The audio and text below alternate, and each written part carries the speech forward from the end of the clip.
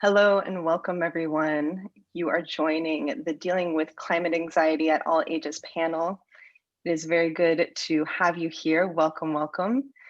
This is part of the Day of the Climate Professional 24-hour marathon event hosted by Youth Climate Leaders. So I'd like to thank Youth Climate Leaders for having us and for hosting this. If you've been part of this 24-hour marathon, you know that this is the 23rd out of the 24th event. So we are bringing up the rear here, and we promise to make this a very exciting and interesting conversation. I know I've been really looking forward to it. So without further ado, I'd love to just dive in and introduce our wonderful panelists here. So joining us from the San Francisco Bay Area of the West Coast of the United States is Britt Wray. Britt Wray has a PhD and is a broadcaster, author, and climate anxiety researcher. She's the author of the weekly newsletter about staying sane in the climate crisis called Gen Dread, very much needed. And she's also working on a book about these issues as we speak. Welcome, Britt. It's great to have you here. Thanks, Liz. Hi. Great to be here. And then our other panelist is Maria Paula, joining us from Lisbon, Portugal. And Maria is a clinical psychologist specializing in art therapy, theater of the oppressed, and social entrepreneurship at IES or INSEAD. Since 2006, she has worked with Doctors Without Borders, designing and implementing mental health programs in humanitarian contexts. In 2016, she published her first book, Emotional First Aid Box. And in 2017, she founded Be Human Association and defined its mission with the input of hundreds of children from all over the world. So beautiful. Be Human's mission is to support emotional health towards a common well-being, creating new tools, programs, and services that are accessible for all. And this year, she launches her second book, Emocionar, Emotional Toolkit for Families Done by Children. Welcome, Maria. Thank you for being here. Thank you so much for this invitation. Yeah. And my name is Liz Moyer Benferhat, and I am joining you all from New York City. I'm the founder and director of We Heal for All, which is the home of the Climate Circles, which are supportive community space that uses meditation and storytelling to process the immensity and intensity of the climate crisis and its related injustices. I'm also an academic advisory committee member here at Youth Climate Leaders, where I work with the YCL team to integrate the Climate Circle model into their learning programs, as well as offer trainings to their staff, and here in the future also offer trainings to the network of members on the Climate Circle model and how to bring your own unique healing wisdom to the climate crisis. So I'm glad to be here. So something that I would love to just start with in this conversation, because again, there's so much that we can cover within this topic of climate anxiety, and especially across the ages, is really beginning by laying a groundwork about what even emotions are. And I'd, I would love to just, what I'd like to do is actually pull from one of your articles, Britt, a Gen Dread article titled Why Activism Really Isn't the Cure for Climate Anxiety. And I'll share a little bit about why I pulled this particular snippet. But it goes, as eco-anxiety and eco-grief have taken hold of society in new ways over the last few years, the tendency to prescribe action as a tool to beat back the feelings has grown. But climate-aware psychotherapist Carolyn Hickman argues there's a danger lurking in that sentiment. It's a shortcut, a too quick move from pain to action, and it threatens to leave people far less resilient and capable of facing the ecological crisis than they ought to be. And there's so much to unpack in this, and I look forward to it throughout our conversation. But the reason why I pulled that is that I think that imagery, I love that imagery of beat back the feelings as a representation of often how societies in general view emotions too. And of course we can't generalize, and that's why I'm excited to hear from Maria in terms of all the cross-cultural research you've been doing. But as a whole, there's still a lot of emotional education or education that's needed about even what emotions are to make them less taboo and figure out how to have a healthier relationship. So Britt, I'd love to even start off hear from you. What are emotions? How do you view them within the work that you do? Yes. Emotions are complex states of feeling that we experience subjectively, individually, personally, psychologically within ourselves, but also somatically within our bodies. And emotions can affect the decisions that we make, the behaviors that we act out, the choices that we turn ourselves towards. They can be very powerful affective forces that make us who we are and show us how we want to respond in certain situations. In North America in particular, in this neoliberal era, in many industrialized, wealthy nations, there is a tendency to disregard the importance of emotions as teachers, as tools. We come largely from a dominant system that has separated the mind from the body, this kind of Cartesian view of things, which has put overemphasized value on that which is rational, that which can be thought rather than felt.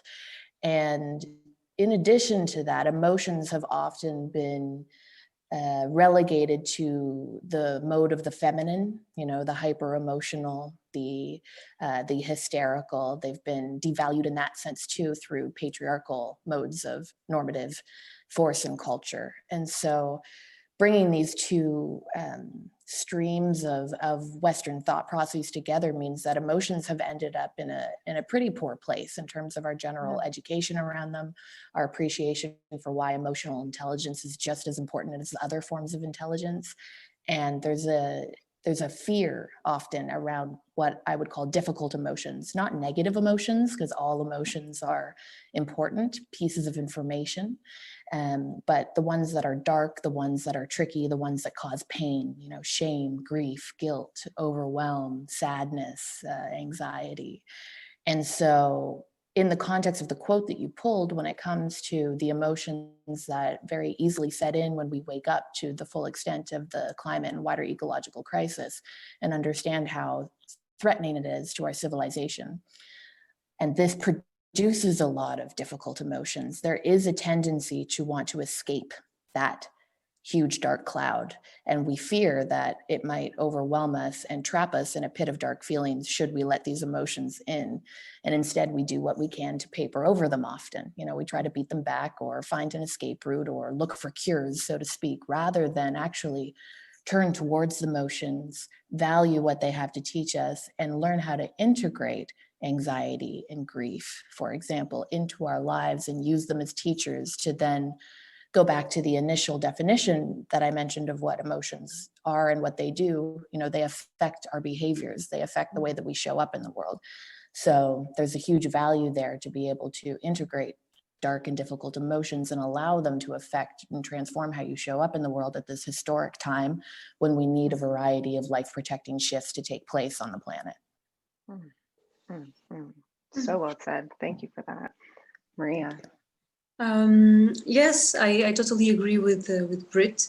And in fact, what I discovered with all this humanitarian context where I intervene, and especially during the creation of the emotional toolkit for all that was done with the hundreds of families in 13 different countries, it's not only in America that people don't see the benefits of using this survival system that we have. I can share with you some answer it's strongly deconstruct in the book, which was a lady from Sierra Leone. When I asked her what if she knew what emotions were, she told me that no, she didn't knew. But she stopped and then said, okay, but maybe this is related to what I felt in my pain, in my chest, after I integrated the ritual of adult initiation, which means all the women in Sierra Leone, they are exposed to genital mutilation during this ritual. And she told me, but Maria, this is Africa. If I would feel this, I needed to run away, and this is not possible because we are in Africa. And answers like this, I found them in almost all countries and almost all the interviews when I asked people, do you know what emotions are? For instance, in Portugal also, the children, when I ask them, do you know if adults know what emotions are? Most of these children, and they were between 6 and 12 years old, they told me, no, adults, Portuguese adults, they don't know what emotions are. Otherwise, they would have more dreams. And in fact, we have one of the highest depression rate in Europe, and the mental health, mental illness of our country is strongly affected. Every 40 seconds, there is this, there is a death for suicide, which means that at a certain point, we lost the reason of using one of our best survival modes, which is emotions. And when people begin, especially during therapy, to learn how to decodify it and to identify the messages that emotions bring, they immediately learn and understand the benefits, because it can even save our lives. Because it brings the and clarifies our personal main needs, and this is what allows us to survive. Yeah. Thank you. So well put. So well put. The survival aspect of it really resonates. The framework, one of the frameworks that I use for understanding, and the work that I do for understanding the function of emotions or what emotions are, is based on a US-based psychologist and psychotherapist named Diana Fascia, who developed a therapeutic modality called ADP. And the reason why I bring it up is because that therapeutic modality is really developed from the cutting edge research that we have in the fields of neuroscience and clinical psychology to really understand the biological functioning of emotions as survival mechanisms, as mechanisms that communicate information to ourselves about our environment and help us adapt. And I bring that up because this research-based and evidence-based approach to understanding emotions and understanding this phenomenon of climate change and mental health is a newer field of research and practice, the climate change mental health space. And within it, we have some very clear evidence on some aspects of the phenomenon, and then in other ways we don't. So for instance, there's a lot of evidence out there around the psychological impacts of the climate crisis on communities and populations who are directly and acutely affected by the climate crisis. So survivors of natural disaster, individuals who are forced to flee or migrate from their homes, clear evidence around symptoms of post-traumatic stress disorder, among other things. And then on the other end of that spectrum, in terms of the psychological impacts on people and communities who are vicariously witnessing the climate crisis unfold, right? Who are aware, what Britt was saying, aware and tuned in to what's going on, the water crisis, the ecological crisis, our biosphere. There's a bit less of an evidence base to understand that phenomenon. And I'm really excited to have both of you here, because I feel like you both really, from what I understand of your work, you both really represent or have dove into those ends of the spectrum. And so, Maria, I would love to start with you in terms of the work that you've been doing, and just to name some of the countries that Maria has worked in: Brazil, Turkey, Mozambique, Zimbabwe, South Sudan, Jordan, with Doctors Without Borders. I'd love to hear more about the mental and emotional health programs you've been involved in, and if you've seen any shift within the humanitarian field towards investing in and developing these programs. Okay, so just to give some context and theoretical context on this, there is evidence, and also from my professional experience, that when we integrate mental health and psychosocial programs during a period of emergency or crisis, either a conflict or natural disasters, we can really reduce and promote the development of or the building up of a social and society, and even recovering from economical context. And there is evidence about this, and it works in the field like this. Evidences also show that there are three main phases where mental health and psychosocial programs can be integrated and also will bring benefit for our populations. So first of all, we have this period, the acute period, which is from 0 to 3, the first 3 months is where there is the crisis. And this is the moment that majority of people will suffer from psychological distress. This majority of the population affected by either natural disaster or other, they will recover if they have some community-based approach, which means having the information on the way people will react and the kind of impacts these kind of situations may have in our emotions, in the way we relate to others, and in the way we intervene and interact with the world, for instance. From this first acute period, we jump into the assimilation period. And this period also takes approximately 3 months. And usually if someone didn't receive this kind of information, what we call a normal stress reaction will jump into the assimilation phase. And I can talk, for instance, about sleep, because everybody at a certain point of our lives, and maybe even with this pandemic, had this symptom. I'm not able to sleep anymore. So this is a normal stress reaction after some crisis period. And after 6 months, if you are still not able to sleep, this normal stress reaction is probably assimilating as a normal response of in this case, of your body. And if there is nothing if there is no mental health intervention during this assimilation period, we will begin to have what we call normal stress reactions. We will begin to have them chronically. And if we want to talk about percentages, without mental health intervention or community-based intervention in the first and second stage, the needs they go to very specific and experts, and the programs need to be it's a mental health program, clinical mental health support. And around, for instance, now during this pandemic, we already have 8 months, at least from March, April, where all these countries all over the world were a bit affected.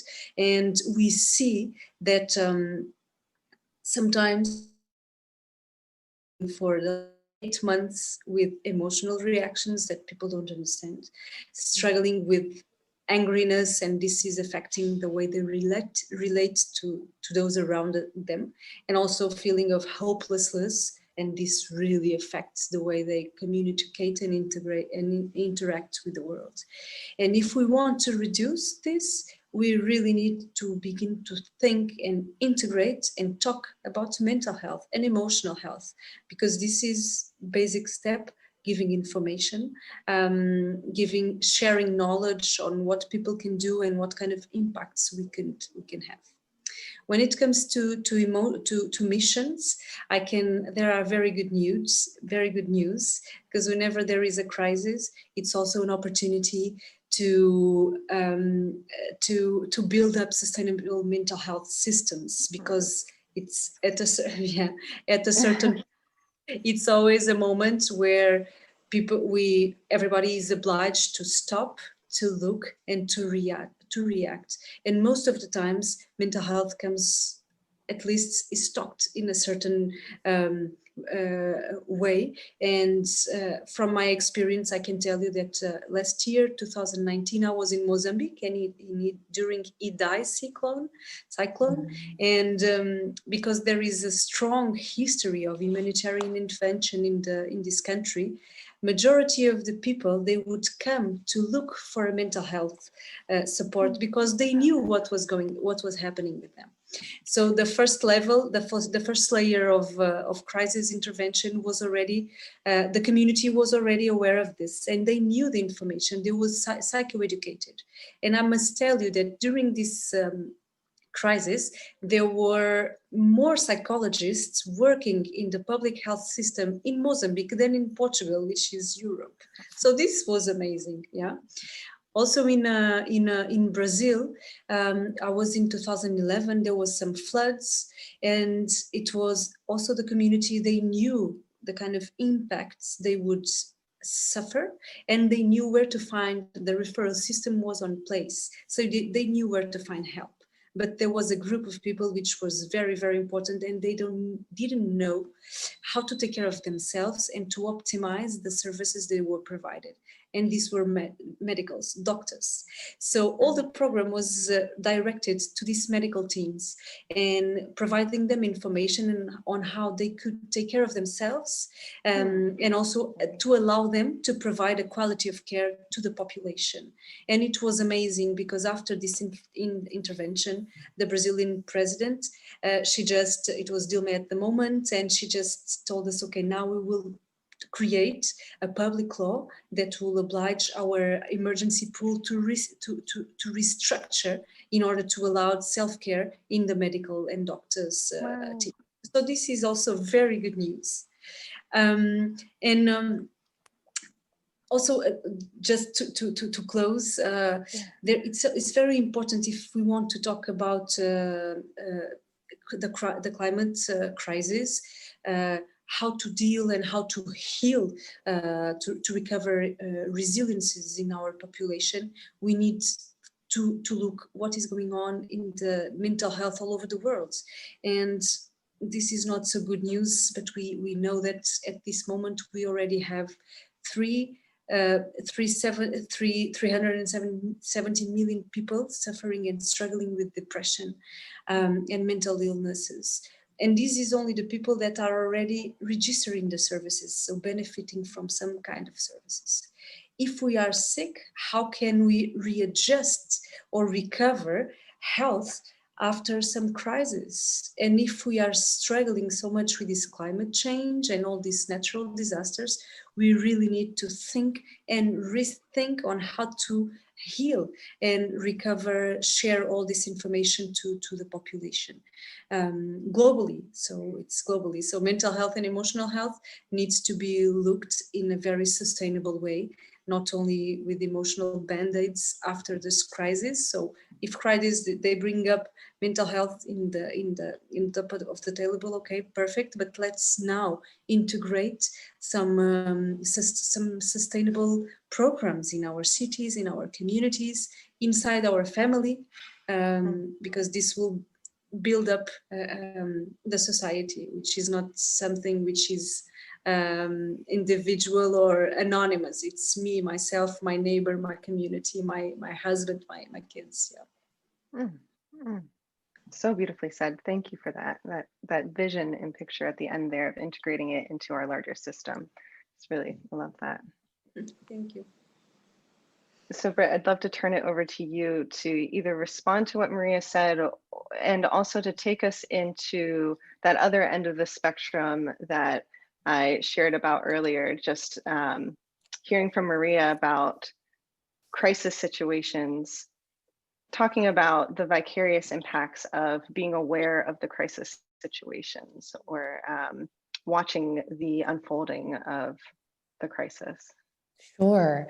What Maria mentioned at the end is so key about the need to think sustainably and holistically about the absolutely integral element to any healthy society that requires mental health. You know, we really shouldn't see a separation between healthy democracies, good physical health and mental health. And so when we already have hundreds of millions of people suffering from depression and anxiety, for example, and then you bring on the climate crisis, which aggravates those kinds of effects, then we really need to think about how we get ahead of that problem rather than consistently drown further within the negative impacts. But even more so, in order to take on the tasks that are required of us to transfer to a green economy, to create new social structures, to reduce the injustices that are made so much worse by the climate crisis, to really move from a domination model of society to something that looks more like mutually beneficial partnership if we're going to be able to survive and thrive with the changes that we know are coming and are already here, of course, for many, but are going to intensify. People need to be resilient, right? Traumatized populations cannot take on such tasks because they are usually so concerned with their own survival that their cognitive load, their somatic experience is already chock full. That's all they can deal with.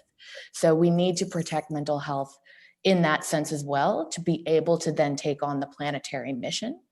And this connects to the other end of the spectrum that you're speaking about, because we're in a moment now of mass awakening where more and more people are starting to reckon with the emotions that had typically been reserved for climate scientists, activists, people who kind of have their head in the oven of all of this scary data constantly, and also historically oppressed and marginalized communities who have been dealing with environmental injustice in their doorstep and fighting to find some kind of justice and not seeing it delivered, which breeds the kind of fatigue and burnout and anxiety and grief that is so common with this work. But now we're seeing, for example, Gen Zers, young people hit the streets, well, not now in the pandemic, but, had been hitting the streets with placards saying, why should I study for a future, go to school, when I won't even have that future? They're feeling real existential angst and dread here. And it's not just Gen Zs, there are many people in many parts of, the human age bracket that are waking up to this, but is particularly acute for young people who are in this generationally unique age where they're not being educated about the planetary health crisis when they're already fully cognitively developed, like perhaps in university or on a job somewhere. They're inundated with this information from the time that they're just kids. And so this is affecting their sense of what is possible. And there's a lot of vicarious trauma that comes with that. There's a lot of witnessing of narratives and taking in narratives that lead to a sense of a foreshortened future. And this creates, for some people, a kind of internal fragmenting or a shattering and a real dissociation, because what they're being told by the culture or their families to expect is, this life will go on and we can continue to just expect the kinds of consumerism, for example, that we've become accustomed to. And they're getting the message that absolutely no, we cannot. Everything's being disrupted and my safety is jeopardized. And they become what's called ontologically insecure.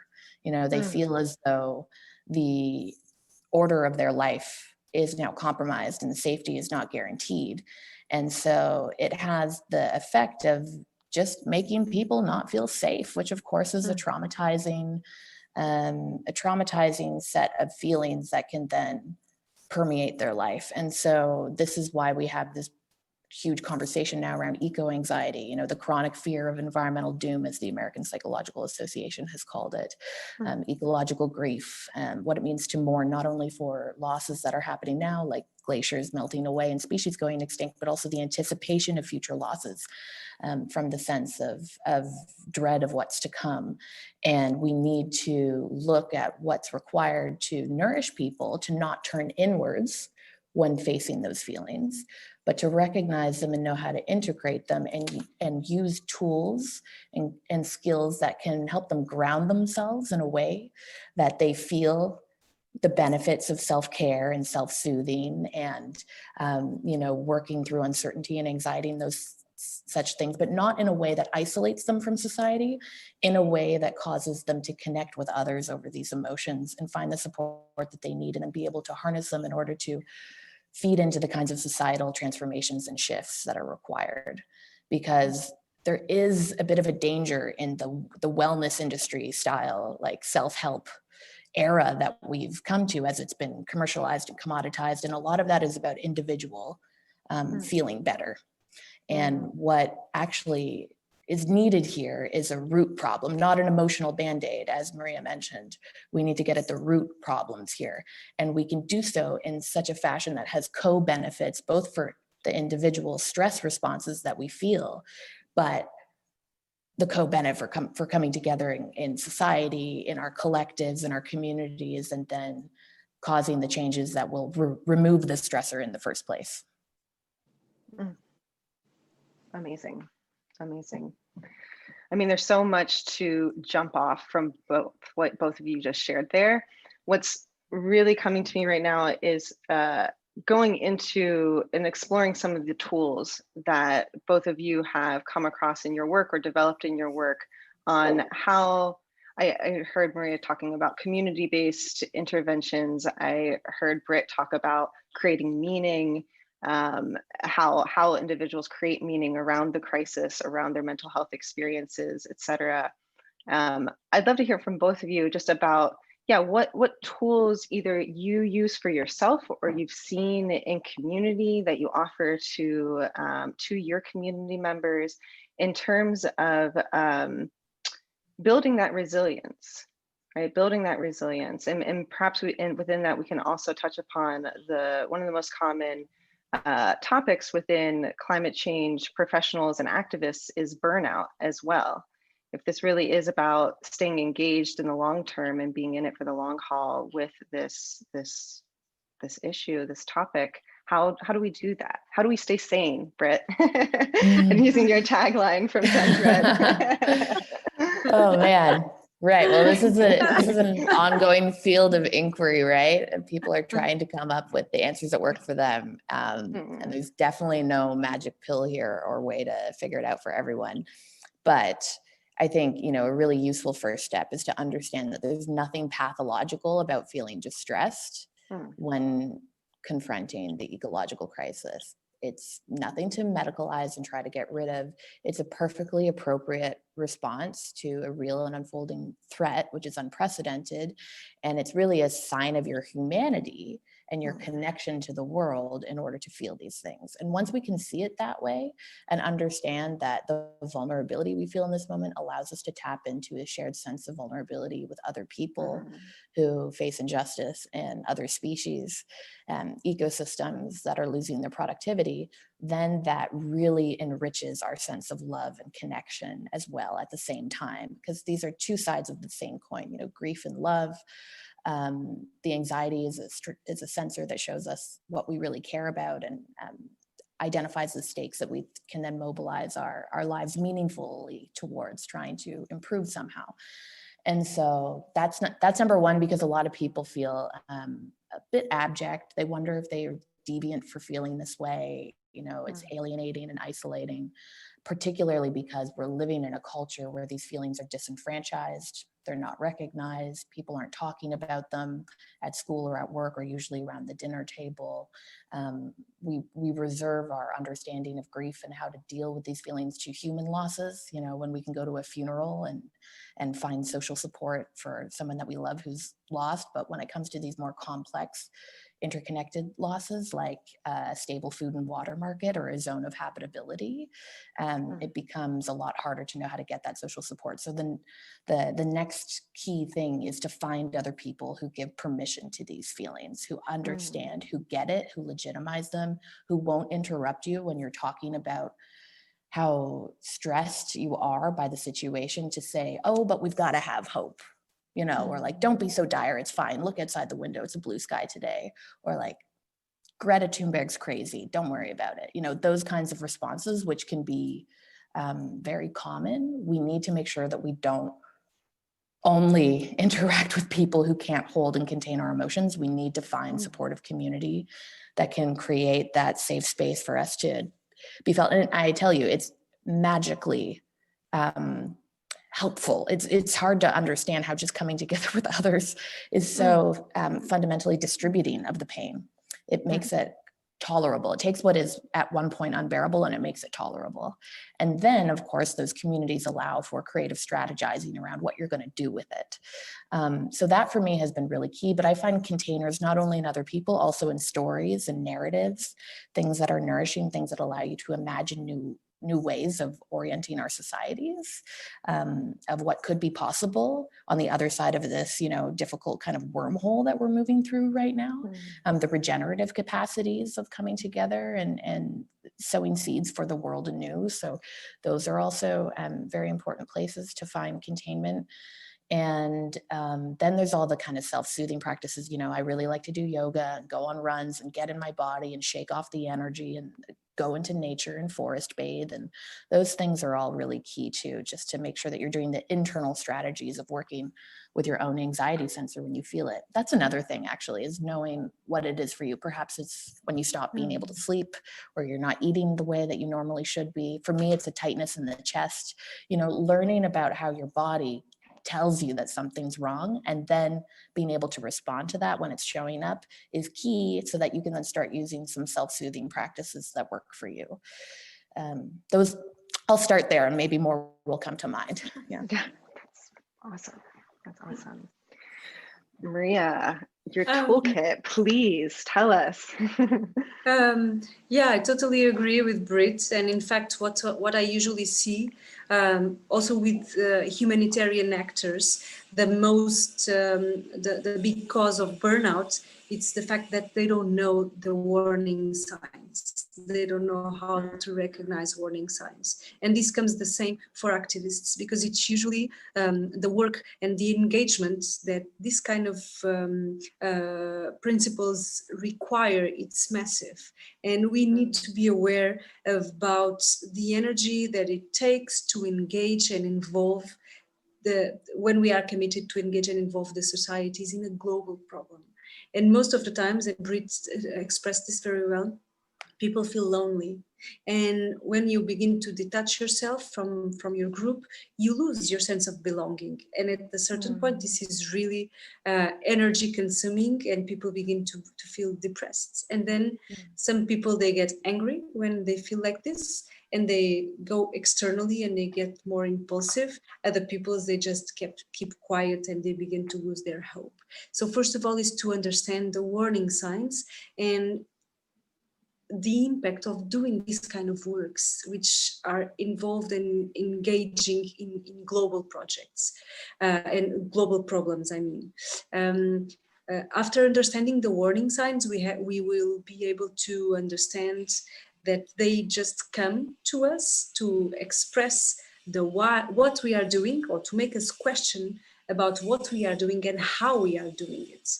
And this is, again, the message that will allow us to redefine a strategy. Maybe we need a new strategy to engage our family, because I'm worried with climate change, and at my home place, I want to have a recycle bin, but maybe my husband, he's not aware of this, and he's not so engaged with this behavior, and this makes me furious, and this creates conflicts, and maybe I need a different way to engage him in my idea. So first of all, understanding what are these the what and how am I doing my work and my activism, my idea. It's really important, and burnout comes with this message for us. Then also something that Britt talked a bit about many things, which is also touched in a point which I think it's really important, is to have emotional self-knowledge. And most of the times people, they get engaged with these kind of actions, and they get they may get angry or in pain, but maybe the source, it's not because of the climate change, but because of my personal life. And it's really important to understand this, because when we are doing this humanitarian work or even this activism work, some people may use this focus to express their pain and their anger. They use the theme to express their pain and anger, but because they have a personal history of abuse, child abuse, or a personal history that requires anger. So it's really important to understand this point when it comes to be more resilient, and if we want to be an activist and to fight for what we believe in a sustainable way, because we need activists in different kind of sectors. So we need to take care of ourselves, and also we need to learn about this. Talking about the emotional toolkit for families. So it was amazing, because after interviewing all these different families in different cultures and countries, what I understood is like there was different languages between people. So youngsters, when I would ask them, if you would be the president of the world, what would be the main rule that you would do? And children would tell me, I would oblige everybody to take care of nature. And then I would ask adults, what do you hate that children do? And adults would tell me, I hate when they destroy nature. So at a certain point, the narrative, it's the same. And once we were these children, but then as adults, we lose. So there is for me, my hypothesis, it's like at a certain point we lose the habits, and we begin to feel disconnected from those around us. So the emotional toolkit, it's just, there is this emotionary Jenga, which is the game with a tower with different wood sticks. And these wood sticks, they have simply habits and challenges the group to think and reflect on different topics that touch in our emotional health dimensions, and will put everybody in the same page. So when I say that recycle, it's important. And if my husband understands the impact of not recycling in the world, probably for him it's also the same. And this will bring the same language and the same narrative.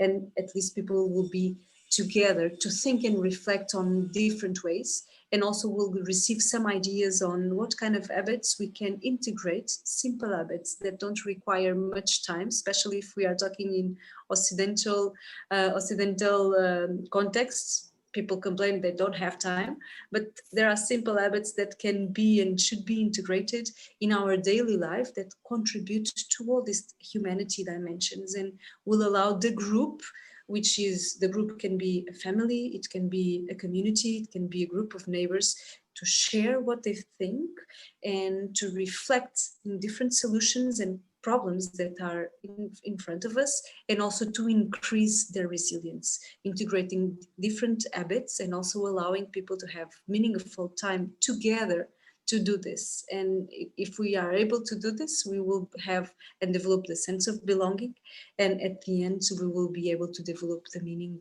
of our life in that group, in that society. So I would say, yeah, I would talk about these different tools, but as Britt said, there are many different tools and ways, things that work with some people, things that doesn't work with others.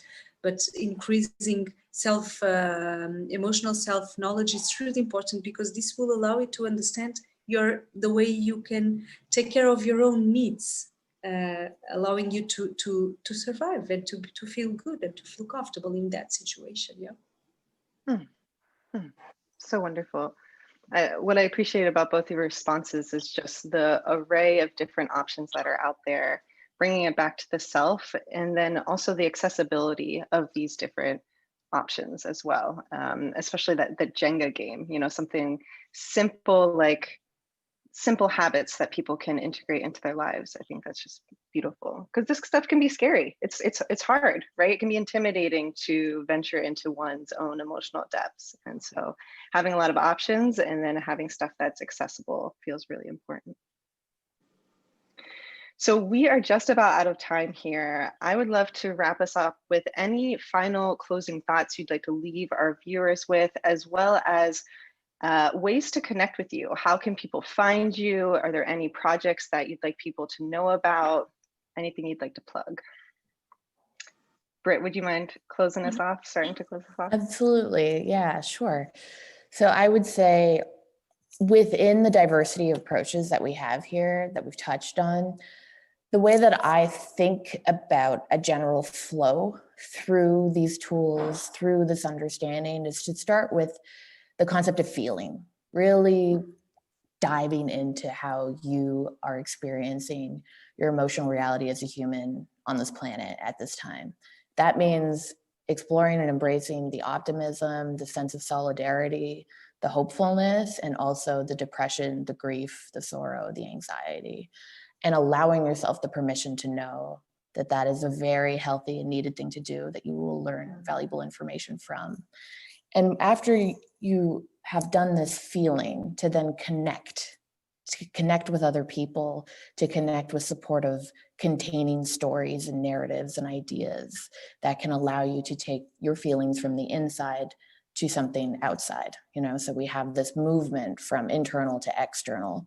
And then when we are in this space of connection, we start to innovate, and we start to create, and we start to find ways of being less stressed because we're applying techniques and finding support so that we can be our more imaginative, complex thinking and feeling selves that are also problem solvers and able to offer support to others in the process.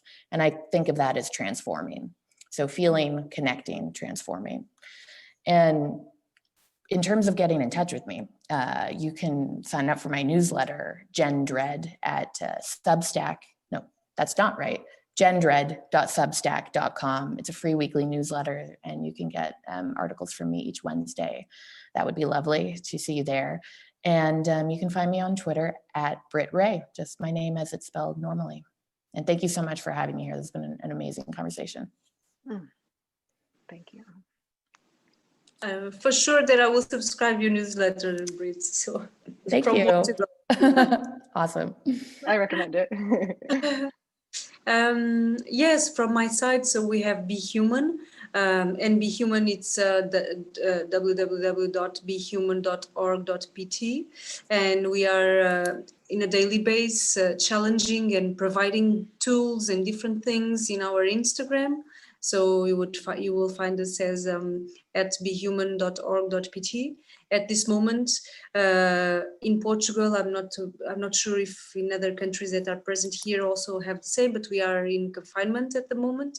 So we just created these new lives with different, where we invite different experts that have different tools in different dimensions that may increase and improve our well-being. So every week we will have a different live with a different tool and a different way of improving our well-being. The next live, it will be about money and purpose, which at least in Portugal, we see that people, because of this economical crisis, they begin to feel really anxious and depressed. So what kind of the relationship we have with money, and how can we change this?